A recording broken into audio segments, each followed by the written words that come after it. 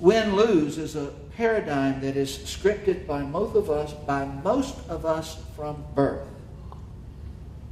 It is nurtured by our families as well as our culture. Whenever love is given on a conditional basis, whatever that condition may be it behavioral, school grades, whatever. Whenever love is given on a conditional basis, what is learned bit by bit, brick by brick, is that I am not intrinsically lovable. I am not lovable by my nature. I am lovable, if at all, by my behavior, by my accomplishments. The I that is on the inside, the part of me that is essential, is not valued, nor is it valuable. If it were valuable, it would be valued. Value, I am taught from birth, does not lie on the inside. It lies on the outside. Love is given in comparison to that outside. Love is given in comparison to someone else, or as my performance is evaluated against some expectation. We have embodied that paradigm into a theology that believes fundamentally that God loves us and forgives us because of what we do, what we don't do, and not because of who we are.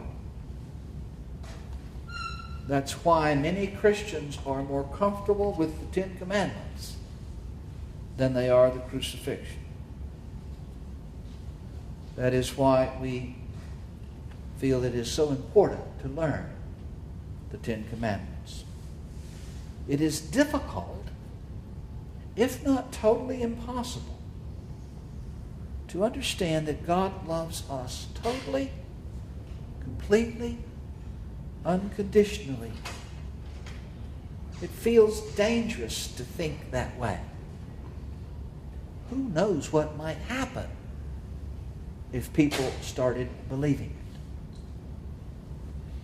Many parents are afraid to love their children unconditionally because they think that they won't stretch, they won't try harder. If I praise a C as much as I praise an A, what would motivate you to get an A?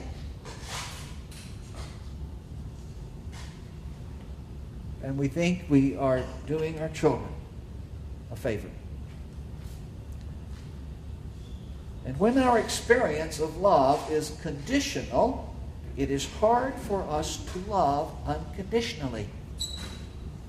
When we have been controlled and shaped by the conditional application of love, what we have learned is to control and shape with love.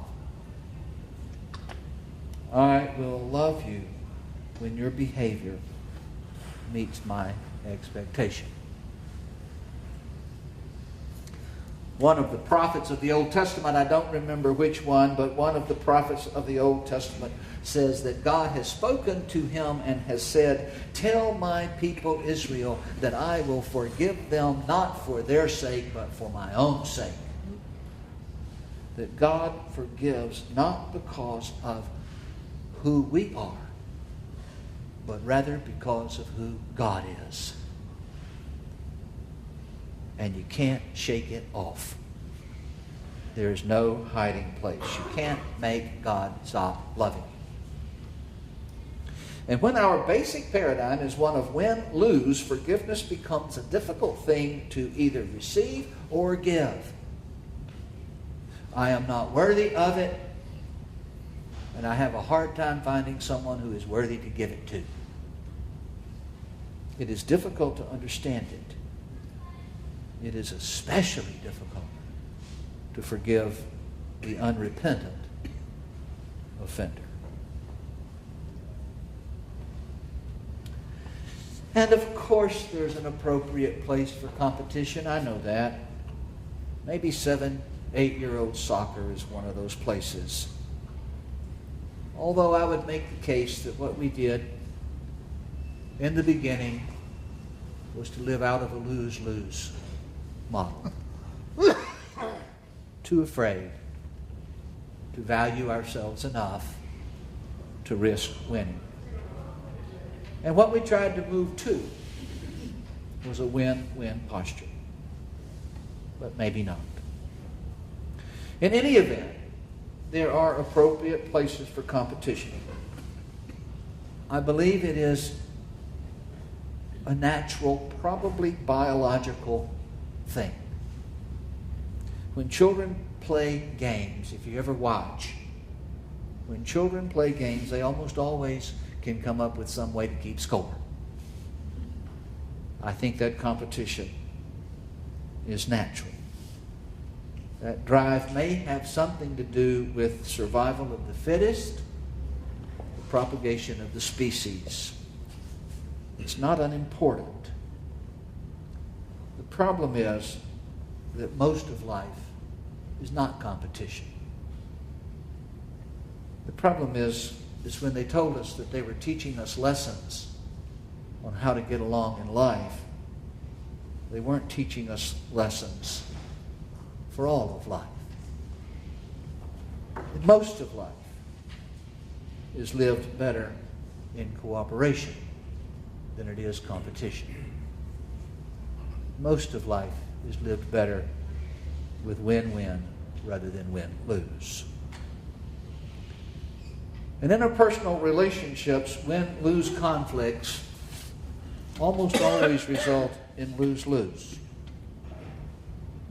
If I come out in a competitive stance, I win, you lose, and I am in a relationship with a person who does the same, we will do fine until there is conflict. And when there is, in the end result, we will both lose. We will both lose the relationship. I am going to stop because I have to, because we have to go do church, and that's a good stopping place. We will not be doing this class next week because it is Palm Sunday. We will not be doing it the next week because it's Easter. We will not be doing it the next week because it is Mayfete. But we will be doing it again. I have 2 more Sundays, and I am on track to cover all of these habits.